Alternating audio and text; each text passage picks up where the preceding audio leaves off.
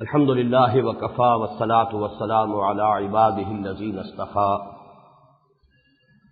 خصوصا علی افضلهم وخاتم النبیین محمد الامین وعلی آلہ وصحبہ اجمعین اما بعد فقد قال اللہ تبارک وتعالی فی سورۃ الحجرات اعوذ باللہ من الشیطان الرجیم بسم اللہ الرحمن الرحیم یا ایھا الذین آمنوا لا تقدموا بین یدی اللہ ورسولہ واتقوا اللہ ان اللہ سمیع علیم وقال عز وجل فی سورۃ التغابن وأطیعوا اللہ وأطیعوا الرسول وإن تولیتم فإنما علی رسولنا البلاغ المبین وقال عز وجل فی سورۃ الأحزاب وما كان لمؤمن ولا مؤمنة إذا قضى الله ورسوله أمرا أن يكون لهم الخيرة من أمرهم ومن يعص الله ورسوله فقد ضل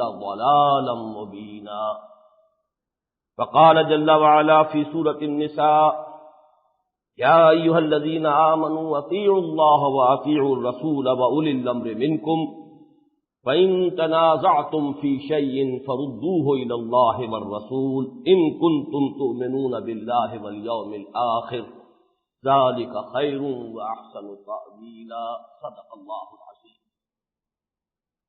رب اشرح لي صدري ويسر لي أمري واحلل عقدة من لساني يفقهوا قولي اللهم ربنا ألهمنا رشدنا وأعذنا من شرور أنفسنا اللهم أرنا الحق حقا وارزقنا اتباعه وأرنا الباطل باطلا وارزقنا اجتنابه آمین یا رب العالمین۔ جو آیات میں نے ابھی تلاوت کی ہیں آپ میں سے اکثر حضرات ان آیات سے متعارف بھی ہیں، ان کے مفاہیم سے واقف بھی ہیں۔ اجمالاً صرف ان کا ترجمہ اور ان کا جو لب لباب ہے وہ عرض کر رہا۔ سب سے پہلی آیت سورہ حجرات کی اولین آیت ہے، آیت نمبر 1۔ یا ایھا الذین آمنوا، اہل ایمان، لا تقدموا بین یدی اللہ ورسولہ، ہرگز آگے مت بڑھو اللہ اور اس کے رسول سے۔ جب تم مسلمان ہو تو پابند ہو، تمہیں اللہ اور اس کے رسول کے احکام کی پابندی کرنی۔ جہاں اللہ اور اس کے رسول کے احکام سے تجاوز ہو گیا گویا کہ تم نے اپنے اسلام کی نفی کر دی۔ مسلمان پابند ہے اللہ اور اس کے رسول کے احکام۔ حضور نے بہترین تعبیر فرمائی کہ مثل المومن کمثل الفرس فی اخیتہ، مومن کی مثال اس گھوڑے کی سی ہے جو ایک کھوٹے سے بندھا ہوا ہے۔ عام آدمی آزاد ہے، جو چاہے کرے، جو چاہے قانون بنائے، جس چیز کو چاہے جائز قرار دیں، جس چیز کو چاہے حرام قرار دیں۔ حاکمیت جو ہے عوام کی ہے، جو چاہے کریں، دو مردوں کی شادی کو لیگلائز کر لیں، سوڈمی کو کوئی جرم قرار نہ دیں، جو چاہے کریں۔ لیکن یہ ہے کہ مسلمان تو پابند ہے اللہ کا اور اس کے رسول کے احکام کا، جو حدود اس نے عائد کر دی ہیں ان کی اگر وہ پابندی کرتا ہے تو مسلمان ہے، ورنہ یہ کہ وہ کہنے کو مسلمان ہے، حقیقتاً مسلمان نہیں۔ اس آیت کا آخری ٹکڑا جو ہے اس میں بھی تہدید کا انداز ہے، دھمکی کا انداز۔ واتقوا اللہ ان اللہ سمیع علیم، اللہ کا تقوی اختیار کرو، جان لو اللہ سب کچھ سننے والا اور جاننے والا ہے، تم اپنی کوئی بات اللہ سے چھپا نہیں سکتے۔ یہی مضمون ایک اور انداز میں، ایک پھول کا مضمون ہو تو 100 رنگ سے باغ، قرآن حکیم میں تو اس کا ایک خاص اسلوب ہے، ایک ہی بات کو مختلف پیرایوں میں مختلف اسلوبوں سے بیان کرتا ہے۔ سورہ تغابن کی آیت نمبر 12، وَأَطِیعُوا اللَّهَ وَأَطِیعُوا الرَّسُولَ فَإِن تَوَلَّیْتُمْ فَإِنَّمَا عَلَىٰ رَسُولِنَا الْبَلَاغُ الْمُبِینُ۔ دیکھو، اللہ کی اطاعت کرو، اس کے رسول کی اطاعت کرو، اور اگر تم روگردانی کرو گے تو جان لو ہمارے رسول پر کوئی ذمہ داری نہیں تھی سوائے اس کے کہ وہ پہنچا دے، اس نے پہنچا دیا، وہ فارغ صلی اللہ علیہ وسلم۔ اب تم نہیں مانتے تو دفع ہو جاؤ، تم جو بھی اپنا طریقہ اختیار کرنا چاہو، پھر تم اپنے آپ کو مسلمان نہ سمجھو۔ اب یہ اس پہ بڑی تفصیل سے پہلے بھی گفتگو ہو چکی ہے۔ وَمَن لَّمْ يَحْكُم بِمَا أَنزَلَ اللَّهُ فَأُولَٰئِكَ هُمُ الْكَافِرُونَ وَمَن لَّمْ يَحْكُم بِمَا أَنزَلَ اللَّهُ فَأُولَٰئِكَ هُمُ الْفَاسِقُونَ وَمَن لَّمْ يَحْكُم بِمَا أَنزَلَ اللَّهُ فَأُولَٰئِكَ هُمُ الظَّالِمُونَ۔ جو اللہ کے اتاری ہوئے قانون کے مطابق فیصلے نہیں کرتے وہی تو کافر ہیں، وہی تو ظالم ہیں، وہی تو فاسق ہیں۔ اور کافر کہتے کسے؟ بتوں سے تجھ کو امیدیں، خدا سے نومیدی، مجھے بتا تو صحیح اور کافری کیا ہے۔ حقیقت کفر کو دیکھیں تو یہ سارا رویہ جو ہے کافرانہ ہے۔ اس کے بعد تیسری آیت ذرا طویل ہے اور یہ ایک بہت اہم مضمون کو اپنے اندر لے آئی ہے، وہ یہ ہے کہ انسانی زندگی کے دو گوشے کر لیجئے۔ ایک تو وہ جہاں اللہ اور اس کے رسول کا کوئی حکم ہے، وہاں تو سوائے پابندی کے ایک مسلمان کے لیے کوئی اور چارہ کار ہے ہی نہیں، نو آپشن۔ جہاں نہیں ہے وہاں اسے اختیار ہے، اللہ کا کوئی حکم نہیں، رسول کا کوئی حکم نہیں، یہ گویا کہ اللہ نے خود تمہارے حوالے کر دیا، یہ امر و کم ہے، امر و ہم، اس میں تم اپنی مرضی سے معاملات طے کرو۔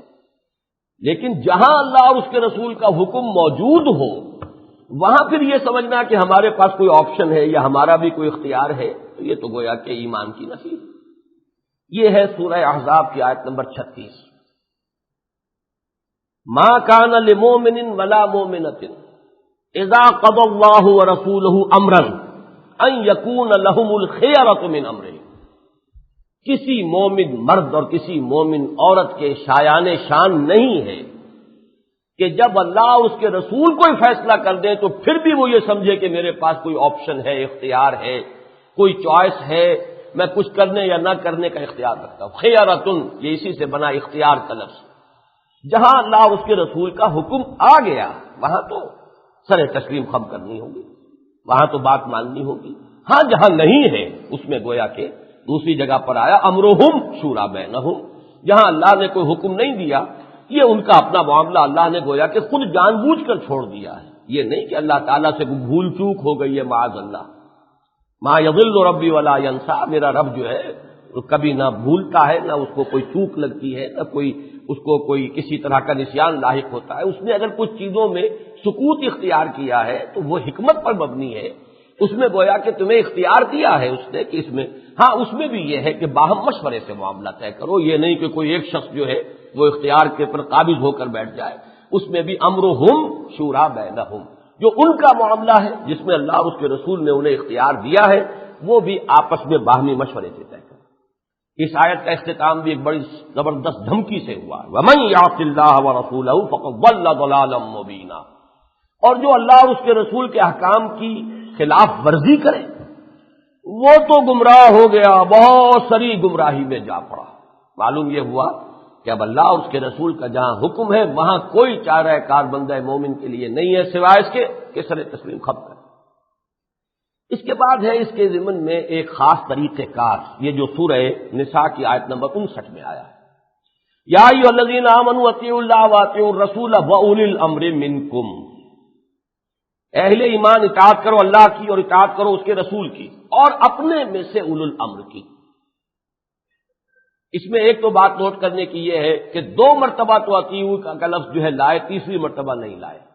یا ایھا الذین آمنوا اطیعوا اللہ واطیعوا الرسول واولی الامر منکم، معلوم ہوا کچھ فرق ہے۔ اللہ کی اطاعت مطلق مستقل دائم، اللہ کے رسول کی اطاعت مطلق مستقل دائم، اولو الامر کی اطاعت مطلق نہیں ہے، مستقل نہیں ہے، بلکہ اللہ اور اس کے رسول کے احکام کے دائرے کے اندر اندر ہوگی۔ وہ یہ نہیں کہہ سکتے کہ ہم جو حکم دیں اولو الامر ہے، ہمارا حکم ماننا ہوگا۔ ہاں ان کا کوئی حکم اللہ اور اس کے رسول کے حکم کے خلاف نہ ہو تو مانو، والدین کا حکم بھی مانو اگر اللہ اور اس کے رسول کے حکم کے خلاف نہیں، استاد کا حکم بھی مانو، مرشد کا حکم بھی مانو، حکام کا حکم بھی مانو، سب کا حکم مانو، بشرطے کہ اللہ اور اس کے رسول کے حدود سے تجاوز نہ ہو۔ جہاں تجاوز ہو جائے گا، حضور کی بڑی پیاری حدیث ہے کہ لا طاعۃ لمخلوق فی معصیۃ الخالق، مخلوق میں سے کسی کی اطاعت نہیں کی جائے گی جہاں اللہ کی خالق کی معصیت لازم آ رہی، جہاں اللہ کا حکم ٹوٹتا ہے کسی کا حکم نہیں مانا جائے گا، وہ مرشد ہو، بنا پھرتا ہو مرشد اپنی جگہ پر، وہ مرشد نہیں ہے، وہ تو در حقیقت مغوی ہے، اغوا کرنے والا ہے، وہ گمراہ کرنے والا ہے کہ جو اللہ اور اس کے رسول کے حکم کے خلاف کوئی حکم دے۔ وہ حاکم جو اللہ اور اس کے رسول کے حکم کے خلاف حکم دے وہ اولو الامر منکم کے دائرے سے خارج ہو گیا۔ ہاں کوئی شے ہے جو اللہ اور اس کے رسول کے حکم کے خلاف نہیں ہے، وہاں اولو الامر کا کہنا مانو۔ اب سوال پیدا ہوتا ہے، یہ بڑا اہم کانسٹیٹیوشنل ایشو ہے کہ جہاں اختلاف ہو جائے، حاکم کہتا ہے میرا یہ حکم اللہ اور اس کے رسول کے خلاف نہیں ہے، عوام کہتے ہیں یا علماء کہتے ہیں نہیں اللہ اور اس کے رسول کے حکم کے خلاف ہے، اب کیا کریں گے؟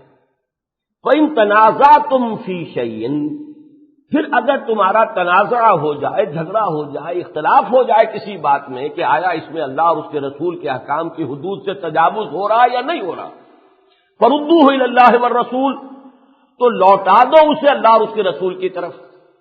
یعنی یہاں پر اب کسی اور کی بات نہیں مانی جائے گی، صرف اللہ اور اس کے رسول سے دلیل لائی جائے گی، کتاب اللہ سے دلیل لاؤ، سنت رسول سے دلیل لاؤ۔ یہاں دو چیزوں سے اللہ تعالی نے سکوت اختیار فرمایا ہے، بڑی اہم بات ہے اسلامی ریاست کے ضمن میں، اور یہ چیزیں لوگوں کے علم میں نہیں ہیں، بڑے بڑے دانشوروں کے علم میں نہیں ہیں۔ آج ہی ارشاد احمد حقانی صاحب نے جو کچھ لکھ دیا ہے مضمون میں، معلوم ہوا کہ وہ اسلامی ریاست کے بیسک سے واقف نہیں۔ وہ کیا ہے؟ دیکھیے یہاں یہ نہیں فرمایا اولو الامر کیسے چنو گے تم، آسمان سے ٹپکے گا اولو الامر کے یا تم انتخاب کرو گے، چھوڑ دیا اسے، یہاں سکوت اختیار کیا، گویا کہ جس راستے سے بھی اولو الامر کا انتخاب کر لو، جس طریقے سے کر لو وہ جائز ہوگا، اس لیے کہ یہاں اللہ نے کوئی خاص راستہ معین نہیں کیا۔ اولو الامر کا ذکر فرمایا، یہ نہیں بتایا کہ اولو الامر آئے گا کیسے۔ اسی طریقے سے یہ تو فرما دیا کہ ردوہ الی اللہ والرسول، لیکن فیصلہ کون کرے گا، اس کی وضاحت نہیں کی۔ اس کی وضاحت ہے کہ جو ہمارے ہاں جو سوشل ایوولوشن کا پروسیس ہوا ہے، اس سے خود بخود یہ چیزیں معین ہو گئی۔ جدید ریاست میں آپ کو معلوم ہے ایک شے ہے عدلیہ، ایک ہے انتظامیہ، ایک ہے مقننہ، لیجسلیچر، جوڈیشری، ایگزیکٹو۔ اب جوڈیشری جو ہے وہ کانسٹیٹیوشن کی کسٹوڈین ہوتی ہے، دستور میں لکھا ہے کہ یہ شہریوں کے حقوق ہیں، اگر حکومت ان میں سے کوئی حق غصب کرتی ہے ہم کہاں جاتے ہیں، رٹ پٹیشن دائر کرتے ہیں ہائی کورٹ میں۔ دیکھیے دستور نے مجھے یہ حق دیا ہے، اور یہ جو ہے ڈپٹی کمشنر ہے یا کوئی اور ہے یا کوئی کمشنر ہے یا گورنر ہے، یہ میرے حق کے اوپر جو ہے دسترازی کر رہا ہے جو دستور نے مجھے گارنٹی کیا ہے، تو مجھے جو ہے اس سے میری داد رسی کی جائے۔ اسی طریقے سے اسلامی ریاست کے دستور میں جب طے ہو جائے گا کہ اللہ اور اس کے رسول کے حکم کے منافی کوئی قانون نہیں بنایا جا سکتا، جائیے عدالت میں ثابت کیجیے۔ وہ عدالت جو ہے حاکم نہیں ہے، حاکم تو نواز شریف صاحب ہیں یا حاکم صدر صاحب ہوں گے، جو بھی ہے ان کے مابین تقسیم، وہ 8ویں ترمیم سے کیا گھپلا ہوا ہے میں اس بحث میں نہیں آنا چاہتا، لیکن بہرحال آج آپ کی حاکمیت تو منقسم ہو گئی حکومت کے درجے میں، لیکن عدلیہ موجود ہے، جائیے آپ عدالت کے اندر۔ آخر صدر صاحب کے خلاف بھی بات جاتی ہے، سابق وزیر اعظم کے خلاف بھی ریفرنسز جو ہے عدالتیں سن رہی ہیں، پھر یہ عدلیہ کے پاس جائیں گے، وہاں پر سب کو حق حاصل ہوگا کہ وہ طے کر دے کہ یہ کتاب و سنت سے تجاوز ہوا یا نہیں ہوا۔ وہاں کوئی شخص جو ہے وزیر اعظم کی حیثیت سے نہیں جائے گا، ایک شہری کی حیثیت سے جائے گا۔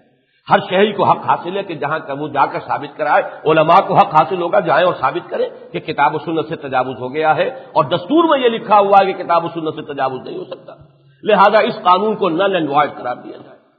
یہ ہیں دو اور اصول جن کو ذہن میں رکھ لیں۔ اس آیت میں یہی تک فرمایا گیا اللہ کی اطاعت حتمی ہے، قطعی ہے، لامحدود ہے، مستقل ہے، مطلق ہے۔ اللہ کے رسول کی اطاعت حتمی، یقینی، مطلق، غیر محدود۔ البتہ اولو الامر کی اطاعت محدود، اللہ اور اس کے رسول کے دائرے کے اندر۔ جھگڑا ہو جاؤ تو لے جاؤ جوڈیشری کے ہاں، جاؤ قاضی کے پاس، جاؤ عدالت کے ہاں، یہ فلاں شخص جو ہے وہ کام کر رہا ہے جو شریعت کے منافی ہے، میں ثابت کرتا ہوں شریعت کے منافی۔ فرمایا اگر تم یہ روش اختیار کرو تو تمہارے لیے تمہارے ایمان کا تقاضا یہی ہے، ان کنتم تؤمنون باللہ والیوم الآخر، اگر تم واقعتاً اللہ پر اور یوم آخر پر ایمان رکھتے ہو تو یہی راستہ صحیح ہے، ذالک خیر واحسن تاویلا، یہی ہے بہترین راستہ اور یہی ہے تعویل، انجام کار کے اعتبار سے بہترین، اسی کے صحیح نتائج نکلیں گے۔ اب ان 4 آیات کے حوالے سے میں عرض کر رہا ہوں کہ ایک بات تو بالکل کلیئر ہو گئی کہ ہمارے مسلمان ہونے کا تقاضا یہ ہے کہ اللہ اور اس کے رسول کے احکام کی پابندی ہمیں کرنی ہے، جو سیاسی ڈھانچہ بھی ہو، جو حکومت بھی بنے اس کی بھی اطاعت کریں گے، لیکن اللہ اور اس کے رسول کے احکام کے اندر۔ اس سے تجاوز کرنے کا کسی کو حق حاصل نہیں ہے، وہ وزیر اعظم ہو، وہ صدر ہو، وہ کسے باشد، وہ اسمبلی ہو، وہ آپ کے نمائندے ہو، کسی کو حق حاصل نہیں، اللہ اور اس کے رسول کے احکام اور اس کی حدود سب سے بالا تر ہے۔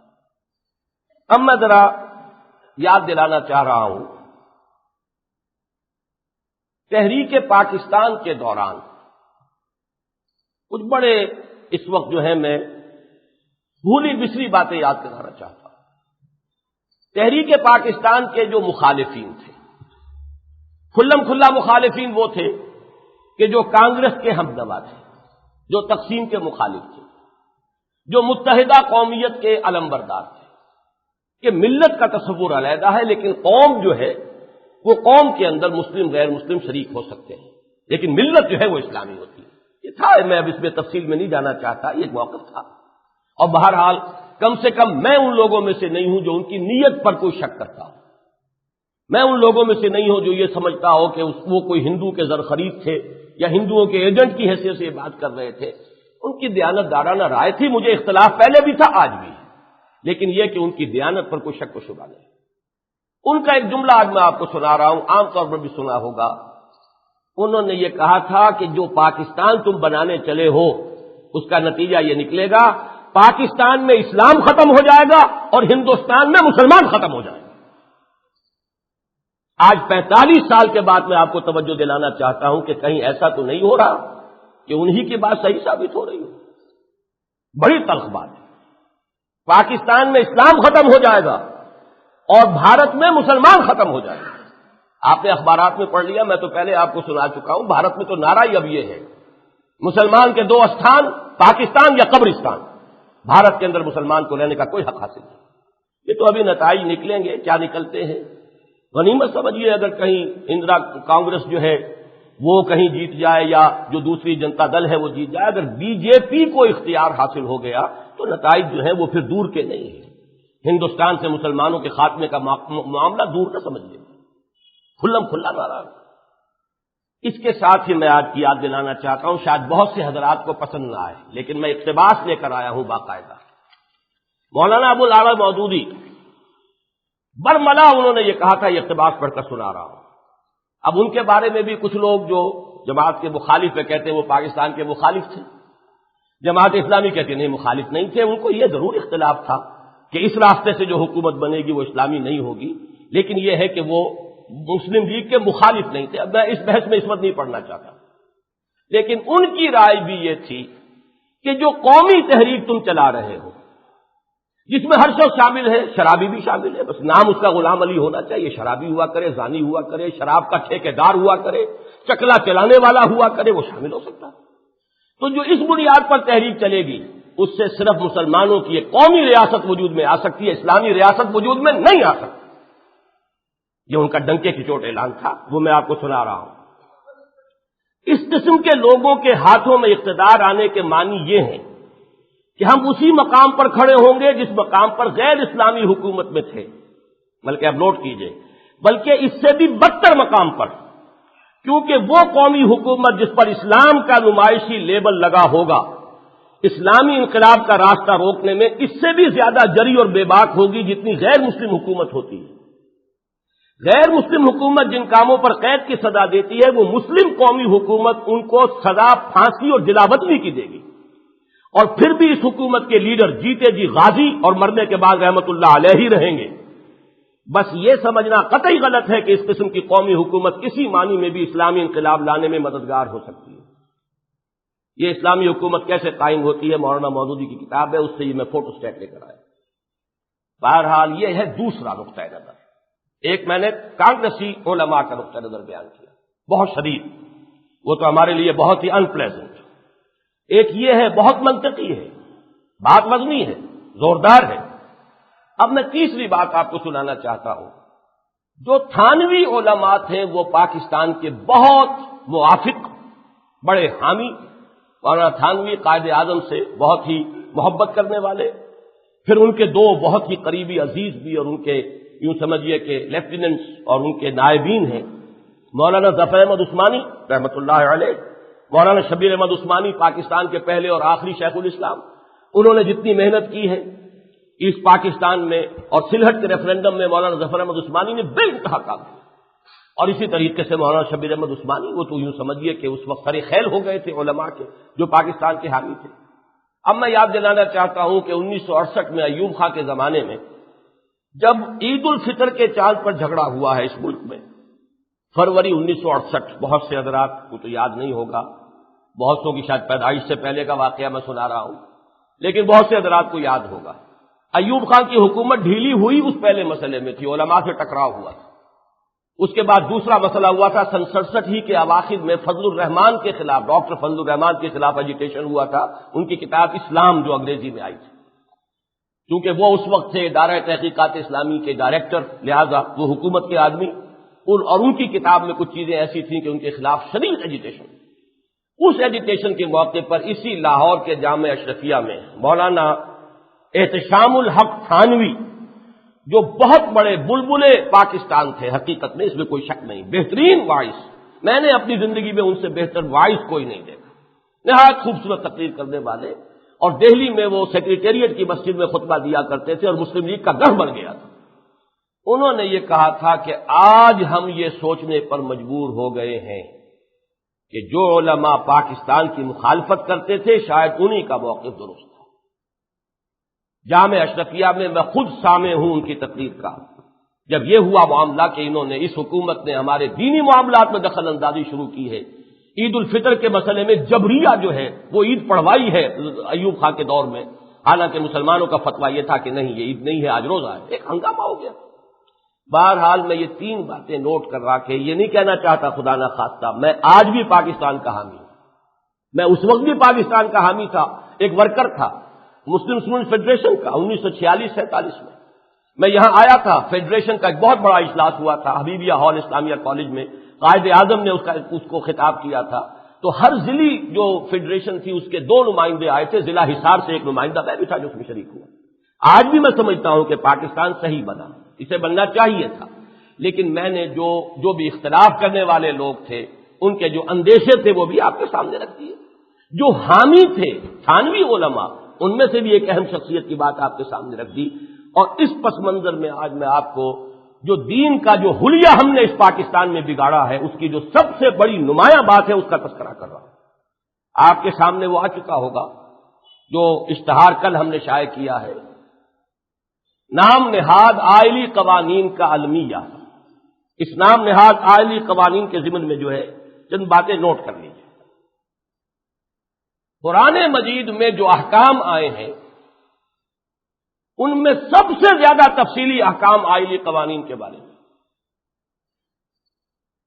جو بھی قرآن کا پڑھنے والا ہے وہ جانتا ہے۔ 4 رکوع مسلسل سورہ بقرہ کے اندر چلے ہیں، طلاق، عدت، ایک طلاق، دوسری طلاق، مہر کا معاملہ، پھر یہ رضاعت کا معاملہ، یہ تمام جو آئلی قوانین ہیں ان سے متعلق 4 رکوع قرآن میں، ایک پوری سورت الطلاق، اس کا اکثر و بیشتر حصہ اسی سے متعلق، سورہ احزاب میں ذکر موجود، سورہ نور میں ذکر موجود، سورہ نساء میں ذکر موجود، پھر سورہ مجادلہ میں بھی وہی آئلی قوانین کے ضمن میں جو ایک مسئلہ تھا اس کا تذکرہ موجود۔ کسی اور گوشہ زندگی سے متعلق اتنے تفصیلی احکام قرآن میں نہیں آئے ہیں جتنے کہ آئلی قوانین کے بارے میں آئے، سب سے زیادہ صریح احکام کے ہیں۔ اور یہ کیوں ہے ایسا وہ بھی سمجھ لیجئے، بڑی آسانی سے سمجھ آ جائے گی بات۔ دیکھیے اجتماعی زندگی کو میں 4 گوشوں میں تقسیم کیا کرتا ہوں۔ سب سے پہلا جو ہے وہ آئلی زندگی، ایک مرد ایک عورت نکاح کے رشتے میں منسلک ہوئے، ایک خاندان وجود میں آ گیا، اب ان کے یہاں اولاد ہوئی، اس خاندان کے ادارے کی ایک اور ڈائمنشن ہو گئی، اولاد کثیر ہو گئی، 2 4 5، اب ان میں اخوت کا رشتہ وجود میں آیا، رشتہ زوجیت نمبر 1، والدین اور اولاد کا رشتہ نمبر 2، بھائیوں بہنوں میں رشتہ اخوت نمبر 3۔ یہ 3 ڈائمنشنز ہیں اجتماعی زندگی کی۔ جیسے اس ہال کا کہ ایک ہائٹ ہے، لینتھ ہے، بریڈتھ ہے، لیکن یہ کہ 6 ہیں اصل میں سمتیں، 3 ڈائمنشنز کہیں گے، یہ فرش ہے اور چھت ہے، ادھر دانی دیوار، بائیں دیوار، سامنے کی دیوار، پیچھے کی دیوار، تو اگرچہ 6 بنتے ہیں لیکن 3 ڈائمنشنز کہتے ہیں، یہ طول ہے، یہ عرض ہے، یہ اس کی ہائٹ ہے۔ تو خاندان کا ادارہ جو ہے اس میں پہلی نسبت زوجیت، ایک مرد ایک عورت، دوسری نسبت والدین اور اولاد، تیسری نسبت اولاد کے اندر باہمی رشتہ اخوت۔ یہ سٹارٹنگ پوائنٹ ہے انسان کی اجتماعی زندگی کا۔ معاشرہ کسے کہتے ہیں؟ معاشرہ در حقیقت خاندانوں پر مشتمل ہوتا ہے، بہت سے خاندان ہیں، آپ کہتے ہیں نا اس گاؤں میں 50 گھر ہیں، یہ چھوٹا سا معاشرہ 50 گھروں کا وجود میں آ گیا ہے، یہاں اتنے گھر ہیں، یہاں اتنے خاندان ہیں، یہاں اتنی، یہ پورا جو ہے معاشرہ در حقیقت کلیکشن آف فیملیز، اس معاشرے کا ایک معاملہ آتا ہے، پھر اقتصادی نظام ہے اجتماعی زندگی کا، اور آج کے دور میں اہم ترین وہی ہو چکا ہے۔ پھر ہائیسٹ لیول ہے کانسیپٹ آف اسٹیٹ، تصور ریاست اور سیاسی ایک نظام جو ہے وہ قائم ہو جائے۔ یہ چار گوشے ہیں، لیکن ان میں پہلی اینٹ ہے خاندان کا نظام۔ اگر یہ ٹیڑھا ہو گیا تو سارا نظام ٹیڑھا ہو جائے۔ خشت اول تو نہج میں مار کج، تاثریہ امیر احمد دیوار کج۔ اس میں فساد ہوگا، پورے معاشرے میں فساد ہوگا۔ پھر یہ کہ یہ جو نظام تھا، یہ تو جتنا انسان پرانا ہے اتنا ہی یہ خاندانی نظام پرانا ہے۔ آدم اور حوا سے شروع ہوا ہے، ان کے بیٹوں اور بیٹیوں کے اندر باہمی مناکحت کی گئی اور ان سے وہ اور خاندان وجود میں آ گئے۔ لہذا خاندان کا ادارہ اتنا ہی قدیم ہے جتنا انسان خود قدیم ہے۔ مزید یہ کہ اس ادارے میں اس سارے ارتقائی عمل سے کوئی نئے پرابلم پیدا نہیں ہوئے۔ بیوی بیوی ہے، شوہر شوہر ہے، عورت عورت ہے، مرد مرد ہے۔ مرد کا ایک جسمانی نظام ہے، عورت کا ایک جسمانی نظام ہے، اس میں کوئی تغیر تبدل نہیں ہوا۔ مرد کی ایک نفسیات ہے، عورت کی ایک دوسری نفسیات ہے، ان میں بھی کوئی فرق واقع نہیں ہوا۔ لہذا چونکہ یہ نظام، دو دلیلیں نوٹ کر لیجئے، چونکہ سب سے قدیم سب سے بنیادی نظام یہی ہے اجتماعیت کا، پہلی اینٹ یہی ہے۔ ثانیاً اس میں کوئی تغیر و تبدل ہونا ہی نہیں، لہذا اس کے ضمن میں سب سے زیادہ تفصیلی احکام دے دیے گئے، کمپلیٹ کوڈ آف لائف قرآن اس اعتبار سے ہے۔ سیاسی نظام کے بارے میں صرف اصول دیے گئے، ڈھانچہ نہیں دیا گیا۔ میں نے ابھی بتایا کیسے آقا اولو الامر آئے گا۔ حضور نے کسی کو نامزد نہیں کیا، مسلمانوں نے منتخب کر لیا ابو بکر کو، ابو بکر نے نامزد کر دیا عمر کو، عمر نے 6 آدمیوں کی کمیٹی بنا دی، اس میں فیصلہ ہو گیا۔ یہ سارے طریقے صحیح ہیں، جائز ہیں، اس لیے کہ قرآن مجید نے کوئی معین کیا ہی نہیں۔ لہذا ان چیزوں کو چھوڑ دیا گیا جس میں کہ ایوولوشن کا پروسیس ابھی جاری رہنا تھا، ابھی ارتقائی عمل جاری رہنا تھا، اس کو چھوڑ دیا گیا۔ جہاں وہ بات مکمل تھی وہاں مکمل احکام دے دیے گئے۔ یہ بات سمجھ میں آ گئی؟ اب اس پس منظر میں دیکھیے، ہمارے ہاں جو بھی المیہ ہے، سب سے بڑا جس کا میں کہتا ہوں کہ سب سے بڑی علامت جو ہے اس المیہ کی، وہ فیملی لاز ہے۔ اب یہ آپ کے پاس ہوگا، وہ جو لیفلیٹ ہے وہ نکال لیجئے، میں اس کے حوالے سے ایک ایک نقطے کے حوالے سے بات کرنا چاہتا ہوں۔ پہلی بات یہ عرض کی گئی، انگریز نے ہندوستان پر اپنی 200 سالہ حکومت کے دوران مسلمانوں کے آئلی قوانین میں دخل دینے کی جرات نہیں کی۔ یہ اتنا سینسٹیو ایشو ہے، مسلمان اس کے ضمن میں کسی درجے میں بھی کوئی مداہنت کرنے کو تیار نہیں۔ انگریز کو معلوم تھا بغاوت ہو جائے گی، قیامت برپا ہو جائے گی۔ اس نے اپنی عدالتوں میں فیصلے کراتا تھا، لیکن اسلامی قانون کے مطابق باقاعدہ کتاب ان کی بنی، انہوں نے وہ جو محمدن لا بائی ملا، وہ اس کے حوالے سے فیصلے ہوتے تھے، مفتیوں کا فتویٰ۔ تو کتنی بڑی اہم بات ہے یہ۔ براہ راست ہم غلام رہے انگریز کے، ہندوستان کے بعض حصے 200 برس تک غلام رہے، بعض حصے 100 برس غلام رہے۔ بنگال میں آیا سب سے پہلے، وہاں تو 1757 میں اس کی حکومت قائم ہو گئی، تو 190 برس وہ مسلمان جو ہے وہاں کا محکوم رہا۔ یہاں وہ آیا ہے سن 1800 کچھ میں، یہاں 1947 میں تقریباً سمجھیے کہ 90 برس تک یہاں پر بھی مسلمان، بلکہ 100 برس پنجاب کا مسلمان بھی جو ہے محکوم رہا۔ لیکن یہ کہ انگریز نے مسلمانوں کے آئلی قوانین کو نہیں چھیڑا۔ اس سے بھی اہم تر نقطہ آگے ہے، بھارت میں ہندو انتہا پسندوں کی شدید ترین کوشش رہی ہے کہ مسلمان تہذیب کا صرف ایک حصار باقی رہ گیا ہے، اور وہ ہے ان کا خاندانی نظام۔ اگر اس کو بھی توڑ دیں تو اسلام کا خاتمہ ہو جائے گا۔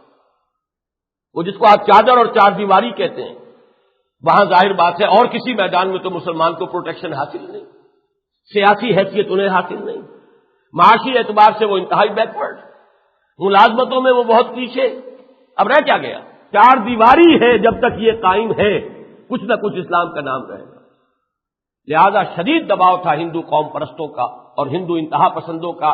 کامن سول کوڈ ہونا چاہیے، سب ہم بھارتی شہری ہیں، یہ نہیں کہ ہندوؤں کے کچھ اور فیملی لاز ہوں، مسلمانوں کے کچھ اور فیملی لاز ہوں۔ Family laws, common civil code, CCC، یہ ان کا سب سے بڑا نعرہ رہا۔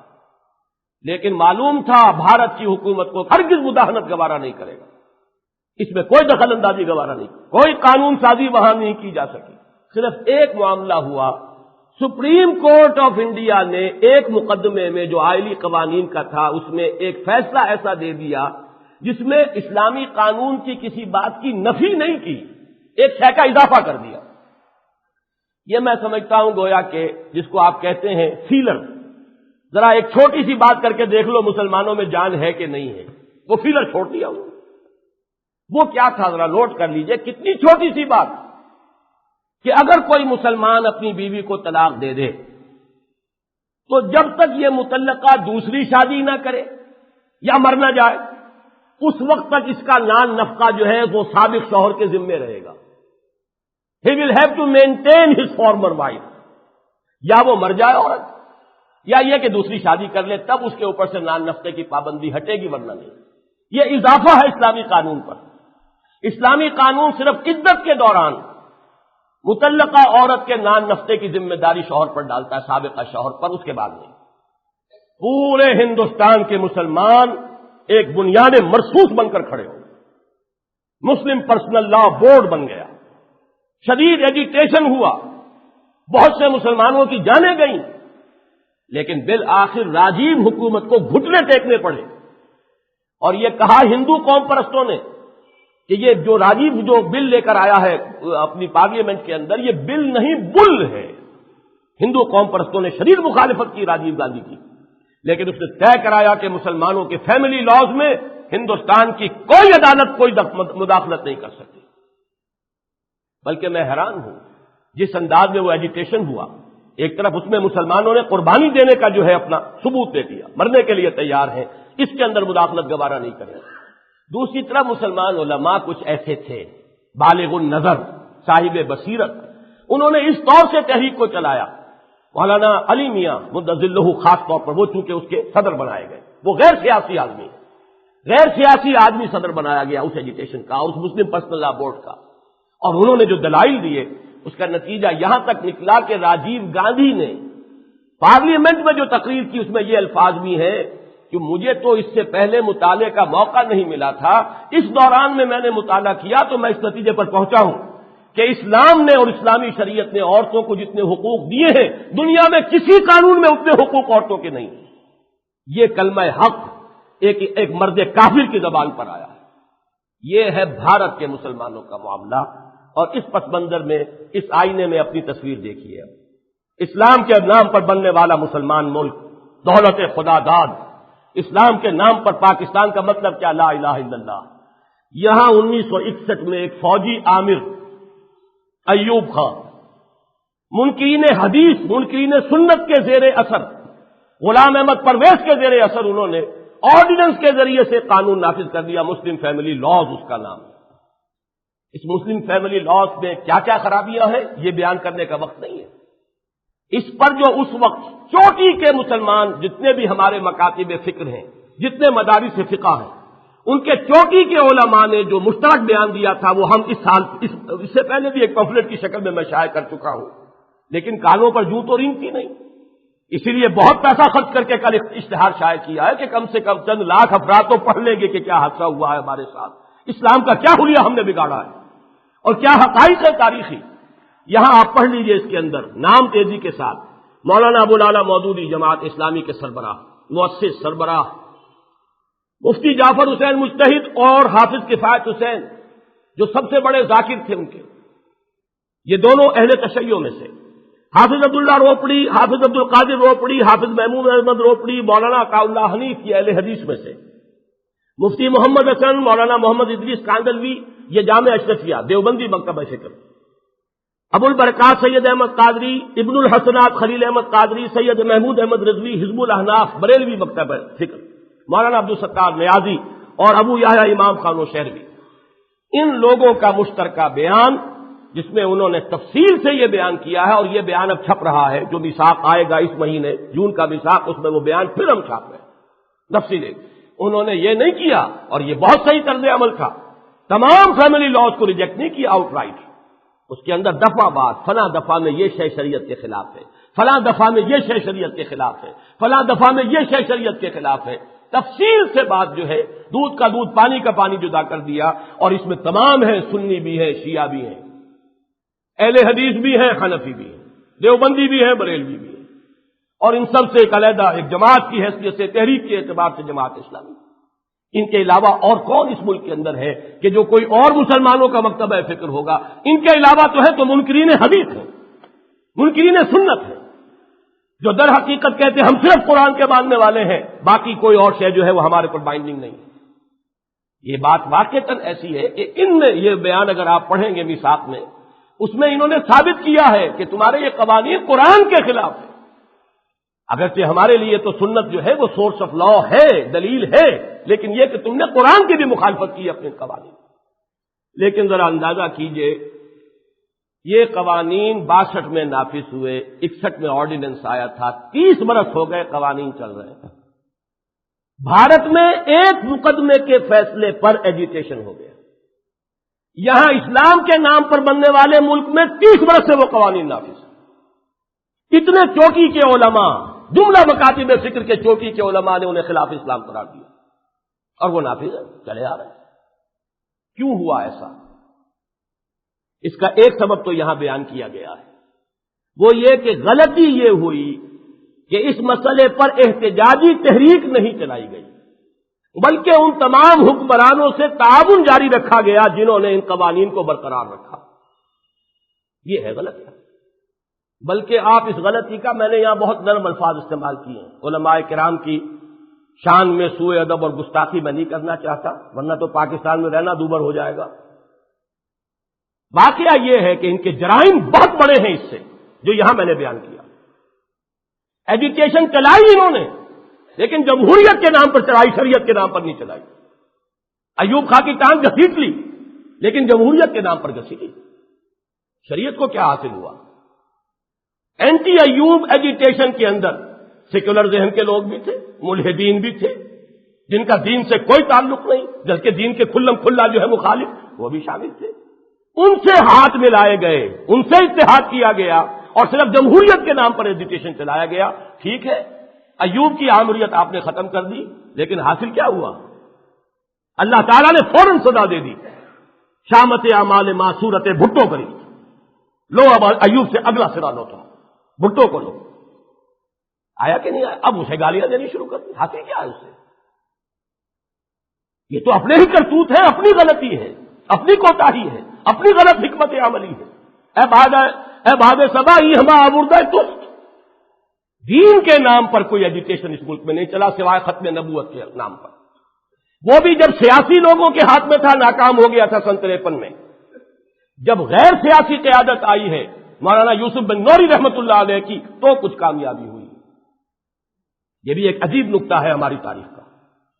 لیکن یہاں پر نوٹ کیجئے یہ کہ ایجیٹیشن تو ہوا ہے، ایوب کے خلاف ہوا، لیکن جمہوریت کے نام پر ہوا، شریعت اسلامی کے نام پر نہیں ہوا۔ یہ سب کے سب کہہ رہے ہیں کہ یہ خلاف اسلام ہے، لیکن ان میں سے کسی نے بھی آگے بڑھ کر اس کے خلاف تحریک نہیں چلائی۔ اس سے بھی آگے بڑھ کر عرض کروں، نہ صرف تحریک نہیں چلائی، مستقل طور پر پاور پالیٹکس کے اندر منہمک ہو گئے۔ اس کو کندھا دے کر اٹھاؤ، اس کو گراؤ، جس کو کندھا دے کر اوپر بٹھایا تھا اب اس کو گرانے کے لیے دوسروں کے ساتھ ہاتھ ملا لو، دوسروں کے ساتھ متحدہ محال بنا لو، اب اس کو گراؤ۔ اس کھیل میں ہماری دینی جماعتیں لگی۔ یہ ہے وہ جرم جس کی سزا یہ مل رہی ہے اللہ کی طرف سے کہ وہ قانون جو سب سے زیادہ صراحت کے ساتھ قرآن میں مذکور ہے اور جس کو میں نہیں یہ علماء کہہ رہے ہیں کہ یہ خلاف اسلام ہے، وہ آج تک نافذ ہے، بلکہ موجودہ IJI کیا کہنے اسلامی جمہوری اتحاد، وہی جو مولانا مودودی نے کہا تھا، اس کے قائدین جو ہوں گے وہ جیتے جی غازی ہوں گے، مر جائیں گے رحمت اللہ علیہ ہوں گے، چاہے اسلام کا وہ اپنے ہاتھ سے ذبح نہ کریں گے، جھٹکا کریں گے۔ وہ IJI جو ہے اس کے بھی جو اس وقت کے چودھری امیر حسین صاحب ہیں آپ کے وزیر قانون، بار بار کہہ رہے ہیں آئلی قوانین کو تحفظ دیا جائے گا۔ نواز شریف صاحب کہہ رہے ہیں میں فنڈامنٹلسٹ نہیں ہوں، خواتین کے حقوق کو برقرار رکھا جائے گا۔ وہ کون سے حقوق ہیں؟ کافر یہ کہہ رہا ہے اور مر گیا، لیکن اس نے کہا کہ اسلام نے جو حقوق دیے اس سے بہتر کوئی حقوق نہیں ہے، اور مسلمانوں کے قانون کے اندر، فیملی لاز کے اندر بھارت کی کوئی عدالت دخل نہیں دے سکتی۔ اور یہ نوٹ کر لیجئے، بھارت میں 2 ہی مرتبہ جو حکومتیں گری ہیں وہ مسلمانوں کی وجہ سے گری۔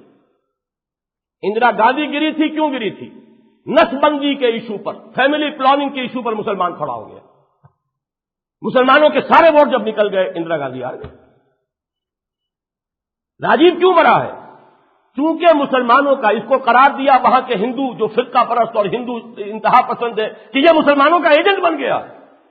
इसने मुसलमानों के फैमिली लॉज को वो प्रोटेक्शन दे दी है कि तमाम अदालतें, यहां तक कि supreme court of Bharat, supreme court of India, वो भी मुसलमानों के फैमिली मामलात में दखल नहीं दे सकती। लिहाजा ये मुजरिम है, ये गद्दार है, हिंदू मत का गद्दार है। सबसे बड़ा तो उसके जवाल का सबब ये हुआ, एक वो है, एक हम हैं। भारत के मुसलमानों से अपना तकाबुल कर लीजिए। मैं ये सिर्फ इसलिए कह रहा हूं कि खुदा के लिए अब भी होश में आए। अब जरा आगे पढ़ लीजिए वरना बात फिर रह जाएगी। मैं जरा एक बात इसमें नोट भी कर दूं, ये जो अल्फाज यहां आए थे कि उन लोगों से ताउन बरकरार रखा गया। मेरी गुफ्तगू हुई थी, ये सन 82 की बात है, जब मैंने शूरा से इस्तीफा दिया है और यहां के गवर्नर हाउस में ज़ियाउल हक मरहूम से मेरी यही गुफ्तगू हुई। मैंने कहा आपने इतना बड़ा काम किया, शरीयत कोड बना दी, फेडरल शरीयत कोड, लेकिन आपने अपने माथे पर इतना बड़ा कलंक का टीका लगाया हुआ है कि उस शरीयत कोड के हाथ बांध दिए हैं कि फैमिली लॉज में भी ये शरीयत कोड बात नहीं कर सकती। मैं ये नहीं कहता, गुलाम अहमद परवेज उस वक्त तक जिंदा थे और वो मुसन्निफ है इन कवानीन के, जान लीजिए अच्छी तरह, असरअंदाज हो गए अयूब खां पर। और आमिर है, बहुत जिसे पी चाहे वो सुहागन। आमिर का तो यही मामला होता है, जो उसकी निगाहों में चढ़ गया चढ़ गया। लिहाजा वो गुलाम अहमद परवेज के बनाए हुए कवानीन वो इस मुल्क में नाफिज हो गए। मैंने कहा था वो भी जिंदा है गुलाम अहमद परवेज। मैं ये नहीं कहता कि जो मैं कहूं वो आप करें। आपने अपनी अदालत खुद बनाई है, आप ही के सिलेक्टेड जजेस बैठे हुए हैं। तकी उस्मानी साहब आपका इंतखाब है, मलिक गुलाम अली साहब आपका इंतखाब है, पीर करम शाह साहब आपका इंतखाब है। आपको उनके इल्म पर, तकवा पर, दयानत पर एतमाद है तो आपने बिठाया फेडरल शरीयत कोर्ट का जज बनाकर। उनके हाथ खोल दीजिए, आ जाए गुलाम अहमद परवेज भी आके साबित कर दे कि कोई शय इसमें किताब सुन्नत के मनाफी नहीं है। मैं खुश, मेरा रब खुश। कहने लगे लेकिन फिर ये खवातीन को कौन मुतमईन करेगा? मैंने कहा अगर आपकी सोच यही है तो मेरा रास्ता और आपका रास्ता। मैं इस्तीफा देके चला है। उसी साल जाना हुआ उम्रे के लिए। मस्जिद नबवी में निकल रहे थे बाहर दरवाजे से, बाब जिब्राइल से मुझे मौलाना तकी उस्मानी मिल गए। ये चूंकि उम्र में छोटे हैं, कुछ एक जमाना ऐसा गुजरा है कि मैं रहा हूं दारुल उलूम जो है मुफ्ती मोहम्मद शफी साहब का, कराची में कोरंगी में, बस एक दीवार बीच कहिए या एक सड़क बीच थी। असल में सड़क के उधर वो है, सड़क के इधर हमारा एक प्लॉट है, बड़े भाई जो है हमारे, उनका कारखाना है वहां। तो मेरी वहां रिहाइश नहीं है, तो बहुत करीबी ताल्लुकात थे। एक मैंने वहां पर एक रमजान मुबारक में मैंने एतकाफ भी उन्हीं की मस्जिद में किया, दारुल उलूम की मस्जिद जो है। तो इस तरह के जो भी मरासिम थे उसकी वजह से मैं जरा ज्यादा फ्री जो है गुफ्तगू कर सकता हूं। मैंने उनसे कहा तकी उस्मानी साहब से कि आपको शर्म नहीं आती? आप उस शरई अदालत के जज बनकर बैठे हुए हैं कि जिसके हाथ बंधे हुए आईनी कवानीन के बारे में। कहने लगे मैं क्या करूं, ये है। मैंने इस्तीफा दिया, ज़ियाउल हक साहब को कई दफा कहा। मैंने कहा मैं कुछ नहीं जानता। अगर आप ये कहें कि मेरा ताउन आपके साथ जारी नहीं रह सकता, अगर आप ये मामला जो है ये हथकड़ी खोलने के लिए तैयार नहीं, तो फिर ज़ियाउल हक भी सोचेगा। और शॉर्ट ऑफ दैट आप कहते रहिए, उसको उसका कोई मतलब नहीं। ये है असल में ज़ियाउल हक साहब की जरूरत थी। वो दुनिया को दिखाना चाहते थे कि मेरे साथ जो है कौम भी है, कौम के नुमाइंदे भी हैं, सिविलियंस भी हैं, ये भी हैं, वो भी हैं, उलमा भी हैं। दुनिया को दिखाना चाहते थे। और सबसे बड़ी दुनिया अमेरिका बहादुर को दिखाना था, वहां की कांग्रेस के सामने इसका इजहार करना था। बहरहाल मैंने उनसे ये कहा कि मैं ताउन नहीं कर सकता, लेकिन जब ताउन आप जारी रखेंगे, उसी तनख्वाह पर काम करने को तैयार रहेंगे, तो आपकी किसी बात में कोई बदल नहीं। अब अगली बात, अहम नुकात है, वो नोट कर लें। दस्तूर पाकिस्तान में गैर मुस्लिमों को भी ये जमानत दी गई है कि उनके पर्सनल लॉ में दखल अंदाजी नहीं की जाएगी। अजीब देखिए सितम ज़रीफ़ी कि संगो खिस्त मुक़य्यद है और सग आजाद। गैर मुस्लिमों को यहां यह हक हासिल है, जो उनके पर्सनल लॉज है उनमें कोई दखल अंदाजी नहीं की जाएगी। तो क्या यह सितम ज़रीफ़ी की इंतहा नहीं है कि एक मुसलमान ममलकत में खुद मुसलमानों पर उनके मुसल्लमा फिक़ही अहकाम के मनाफी कवानीन जबरन मुसल्लत किए जाए?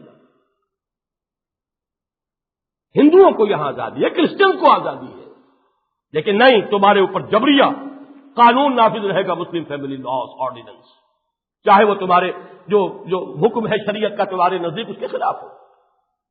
اب اس میں جہاں تک تو ہے تفصیل کا تعلق، کیا خرابیاں ہیں اس میں، وہ تو انتظار کیجئے، 1-2 دن میں آ جائے گا انشاءاللہ مثال، اس میں وہ ہم پورا بیان شائع کر رہے ہیں۔ یہ تو ایک تاریخی دستاویز ہے، اس کا بھی ثبوت ہے کہ علماء کتنے متفق ہو سکتے ہیں، جیسے کہ وہ انہوں نے 22 اصول دے دیے تھے دستوری، اور حجت قائم کر دی تھی اس قوم کے اوپر کہ علماء متحد ہیں اسلامی دستور کے ایشوز کے اوپر۔ اسی طریقے سے اس معاملے میں بھی یہ تمام شیعہ، سنی، حنفی، اہل حدیث، بریلوی، دیوبندی اور جماعت اسلامی سب کے سب متفق تھے اس پر۔ تو وہ تو تفصیلاً آپ وہاں پڑھیے گا، لیکن ایک مثال میں دے رہا ہوں۔ ان قوانین سے جو پیچیدگیاں پیدا ہوتی ہیں وہ ایک مثال سے سمجھی جا سکتی ہیں کہ اگر کسی مسلمان عورت کو اس کا شوہر بیک وقت 3 طلاقیں دے دے تو اہل سنت والجماعت کی چاروں فقہیں اس شوہر کو رجوع کا حق نہیں دیتی، وہ طلاق مغلظ ہو گئی، 3 طلاقیں آپ نے دی ہیں۔ یہ صرف حنفی نہیں ہے، حنفی، مالکی، شافعی، حنبلی، کیونکہ یہ فیصلہ تھا حضرت عمر رضی اللہ تعالیٰ عنہ کا، اور اہل سنت والجماعت ان کا اصول یہ ہے کہ خلفائے راشدین کے جو فیصلے ہیں وہ بھی بائنڈنگ ہے ہمارے اوپر، اس لیے چاروں ہماری حنفی، مالکی، فقہ جو ہے اور حنبلی اور شافعی سب کے اندر، اور عورت کو یہ تمام فقہیں اختیار دیتی ہیں کہ جیسے ہی عدت ختم ہو جائے وہ دوسری شادی کر سکتی ہے، لیکن اس عورت کے اوپر ان قوانین کی روح سے زنا کا مقدمہ قائم ہو سکتا۔ قانون یہ ہے کہ عورت حاملہ ہے، طلاق دے دی ہے، جیسے ہی حمل وضع ہو گیا، ولادت ہو گئی بچے کی، عدت ختم، دوسرے دن شادی کر سکتی ہے، نکاح کر سکتی ہے، نکاح جائز ہوگا، ویلڈ ہوگا۔ یہ کہتے ہیں 90 دن جب تک نہیں گزریں گے، حالانکہ قرآن میں ہے کہ حاملہ کی عدت وضع حمل تک ہے، 90 دن کی پابندی اس پر لگانا یہ شریعت کے اندر دخل اندازی ہے اور شریعت کو تبدیل کرنے کے مترادف ہے۔ اور اس عرصے میں یہ کہتے ہیں کہ شوہر کو حق حاصل ہوگا رجوع کا، جبکہ مغلظ طلاق ہو چکی ہے۔ اگر شوہر اس کو اپنے گھر میں بساتا ہے تو شریعت اسلامی کی روح سے وہ زنا کر رہا ہے، اور انہوں نے یہ کہا ہے کہ اگر وہ عورت دوسری شادی کر دی تو وہ زنا کی مرتکب ہو رہی ہے۔ یہ پیچیدگی ہے، لیکن چل رہا قانون۔ اب سب سے بڑھ کر ماتم تو ہمیں کرنا چاہیے مذہبی جماعتوں کا، کن چکروں میں؟ ووٹوں کے چکر میں، کسی کا ساتھ، کسی کا اتحاد، اس کے ساتھ، اس کا توڑ، اس کا پھوڑ، اس کے سوا اور کوئی کام نہیں۔ دین کے اندر جو ہے نقب لگ رہی ہے، 30 برس ہو گئے نقب لگتے ہوئے، اس کی فکر نہیں ہے، ایجیٹیشن ہوگا تو اس پر نہیں ہوگا۔ اچھا، ایک آخری نقطہ، جنرل ضیاء الحق مرحوم نے 10 سال کی تاخیر کے بعد بالآخر، چلیے دیر آیت درست آیت، شریعت نفاذ شریعت آرڈیننس کے ذریعے ان آئلی قوانین کو فیڈرل شریعت کورٹ کے دائرہ اختیار میں داخل کر دیا تھا۔ 22 82 میں تو میں نے استعفیٰ دیا، اس کے بعد شاید 88 میں یا 87 میں، مجھے ایگزیکٹ ڈیٹ یاد نہیں ہے، اور انتقال سے کچھ ہی عرصے قبل انہوں نے وہ آرڈیننس نافذ کیا تھا۔ اس میں انہوں نے پہلا قدم اٹھایا، بڑی ہمت کی، بڑی جرت کی، پتہ نہیں عورتوں کو مطمئن کرنے کا اس وقت کون سا فارمولہ ان کے ہاتھ آ گیا تھا، یہ میرے علم میں نہیں ہے۔ مجھ سے تو یہ کہا تھا پھر ان خواتین کو کون مطمئن کرے گا، اب پتہ نہیں کوئی اور ان کے پاس آ گیا ہوگا ذریعہ، لیکن انہوں نے قدم اٹھایا اور میں نے ویلکم کیا، ریکارڈ پر ہے یہ کہ میں نے ویلکم کیا۔ میں نے کہا ایک قدم ہی آگے بڑھے ہیں، چلیے بہتر ہے، شریعت کی طرف ایک قدم آگے بڑھے، جبکہ قاضی حسین احمد صاحب نے، امیر جماعت اسلامی نے اسے انسداد شریعت آرڈیننس قرار دیا تھا، لیکن میں نے کہا نہیں، ٹھیک ہے، بہت سے اعتبارات سے مالی معاملات میں تو مسئلہ جو ہے وہ وہی کا وہی ہے جو پہلے تھا، لیکن کم سے کم فیملی لاز میں تو چلیے ایک راستہ پیدا ہو گیا کہ فیڈرل شریعت کورٹ کے ہاتھ کھل گئے، کوئی مسلمان جائے اور طے کروا دے، ثابت کروا دے کہ یہ شریعت کے خلاف ہے اور وہاں سے ورڈکٹ لے لے۔ لیکن ہوا کیا، ان کی حادثاتی موت کے بعد وہ آرڈیننس بھی اپنی موت آپ مر گیا اور شریعت کورٹ کے ہاتھ بندھے کے بندھے رہ گئے۔ اس پس منظر میں اب آخری جملہ ہے، ہمارا مطالبہ ہے کہ دستور کی موعودہ ترمیم کے ذریعے، وہ موعودہ جس کا کہ 10 اپریل کو وعدہ کیا تھا ہمارے وزیر اعظم نے بے القابہ کہ شریعت بل بھی آئے گا، ترمیم کا بل بھی آئے گا کانسٹیٹیوشن میں، وہ کہاں ہے؟ کون سی وادی میں ہے؟ کہاں ہے؟ بہرحال اس موعودہ بل کا حوالہ دے رہا ہوں، اس کے ذریعے فیڈرل شریعت کوڈ پر آئے جملہ پابندیاں ختم کر کے شریعت کے ساتھ کامل وفاداری کا ثبوت دیا جائے۔ اگر یہ نہیں تو گویا کہ ان کے خدشے صحیح ثابت ہو رہے ہیں۔ شاید یہاں ہم اسلام کا حلیہ بگاڑ رہے ہیں اور وہاں مسلمانوں کا مستقبل خراب ہے۔ وہ بات جو کہی تھی کبھی کچھ لوگوں نے، شاید ہم اپنے طرز عمل سے اسی انداز میں یہ بات کہہ رہا ہوں جو مولانا شام الحق تھانوی نے کہی تھی، کہ سوچنا پڑتا شاید ان حضرات کی بات صحیح۔ اللہ تعالیٰ اس اندیشے کو غلط ثابت کرے۔ جب تک ہمارے پاس ابھی کچھ مہلت ہے، اپنے طرز عمل کو بدلیں۔ پہلا مطالبہ، آپ بھی اس مطالبے کے حق میں ہیں کہ نہیں؟ ہاتھ اٹھائیے۔ آج میں آپ سے پیسے نہیں مانگوں گا اشتہار کے، کہیں اس کے ڈر کی وجہ سے ہاتھ نہ اٹھائیں۔ بہرحال یہ جو ہے آپ کی طرف سے اس کا جو ہے ہم دے دیں گے، ایک قرارداد کی شکل میں بھی چلا جائے گا۔ پھر یہ کہ جن حضرات کی کوئی ہے رسائی ہے، وہ اخبارات والوں سے کہہ سن کے اسے شائع کروائیں، بات سامنے آئے۔ بہرحال ایک درجے میں ہم تو اپنی طرف سے فرض کفایہ ادا کر چکے ہیں کہ یہ اشتہار جو ہے، اتنا بڑا اشتہار ہم نے شائع کرا دیا ہے۔ اللہ تعالیٰ اسے اجر و ثواب دے جس نے اس کا پیسہ ادا کیا ہے۔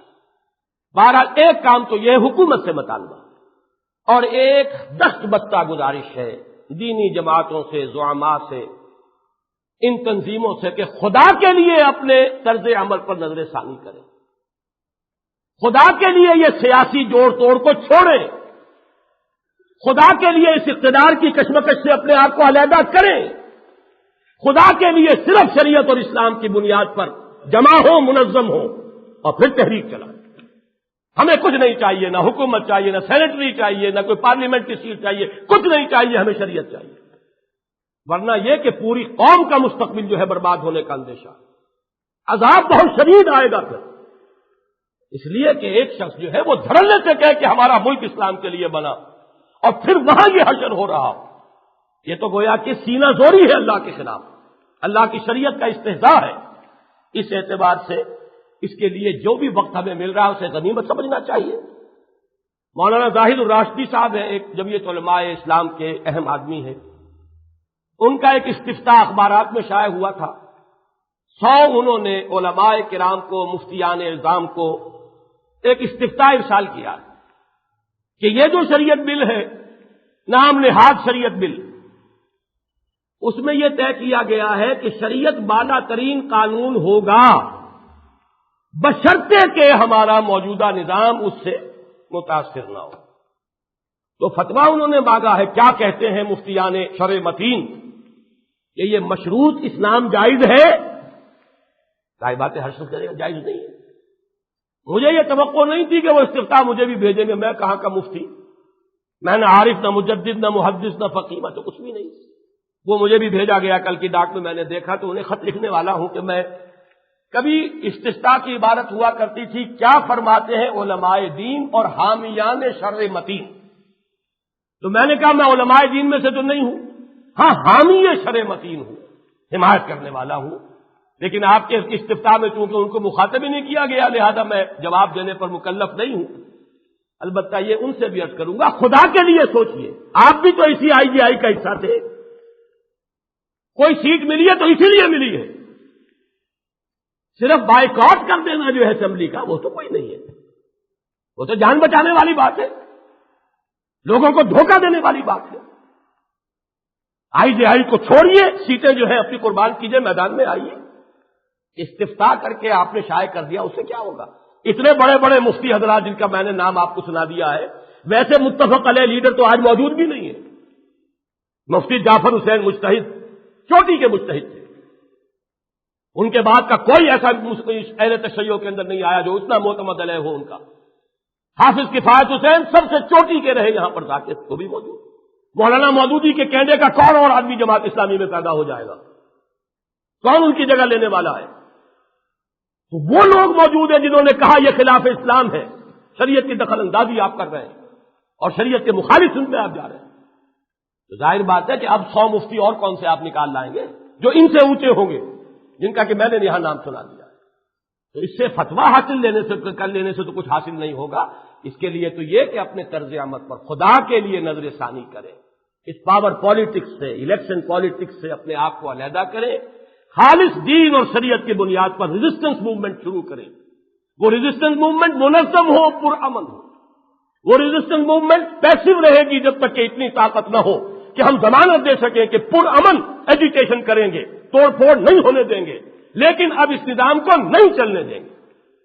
جب تک اتنی طاقت نہ ہو اس وقت تک پیسو ریزسٹنس ہوگی. جب طاقت ہو جائے گی ایکٹیو ریزسٹنس ہوگی. چیلنج کریں گے اس نظام کو کہ اس کو ہم نہیں چلنے دیں گے، یا یہ نظام نہیں یا ہم نہیں. تب دن میں تارے نظر آ جائیں گے. اہل تشیع نے کر کے دکھایا. 50,000 افراد نے جا کر گھیراؤ کر لیا تھا سیکریٹریٹ کا، اور چیف مارشل لا ایڈمنسٹریٹر کی ناک رگڑوا دی زمین میں. اس وقت تو ابھی مارشل لا بوڑھا نہیں ہوا تھا، جوان تھا بڑا، ابھی تو 3 ہی سال ہوئے تھے کل. لیکن یہ کہ چیف مارشل ایڈمنسٹریٹر کو اپنا آرڈیننس جو ہے اس میں ترمیم کرنی پڑی کہ 50,000 افراد بیٹھے ہوئے ہیں، اب کتنوں کو بھون دیں ہم، گولی چلائیں تو کتنوں کو ماریں. یہ کام نہیں کر رہے، یہ کام کیا ہے صرف اہل تشیع نے. اگر عالمی سطح پر بھی کوئی مثال دی تو شیعوں نے مثال پیش کی ایران کے اندر. اس میں کیا خامیاں تھیں، کیا کمیاں تھیں، وہ ایک علیحدہ مضمون ہے. لیکن ایک دفعہ انہوں نے دنیا کو ہلا دیا تھا. لڑا دے ممولے کو شہباز سے، امریکہ سے لڑ گئے. اور واقعہ یہ کہ ہم تو کہتے ہی کہتے ہیں کہ کشکول ہم نے توڑ دیا ہے، بہانے سے ادھر سے وہ کشکول لے کر ہم تو پہنچے رہتے. بڑی خوش مبارکباد دی ہے کہ اچھا کیا ہے اس شریعت بل کے اندر سود کو ختم نہیں کیا گیا، ورنہ ہم کوئی مدد نہ دیتے. یہ دین جو انہیں پسند آ رہا ہے وہ دین ہم لے کر چل رہے ہیں. وہ دین نہیں جو اللہ اور اس کے رسول کو پسند ہے. وہ دین جس کی منظوری امریکہ بہادر سے آ جائے، IMF سے آ جائے، وہ ہے ہمارا دین. اس میں کچھ چیزیں اسلام کی بھی آ جائے، لیکن بس اس سے زیادہ نہیں. ایسی کوئی شے نہ آ جائے جو ان کے لیے ناقابل قبول ہو جائے. اللہ تعالیٰ اس سارے مخمصے سے ملت اسلامیہ پاکستان کو بچائے، اور اس ملک کا جو اصل مقصد تھا قیام کا، اس کی طرف پیش قدمی کی توفیق عطا فرمائے. دینی جماعتوں کو بھی اپنے سارے طرز عمل پر نظر ثانی کی توفیق دے.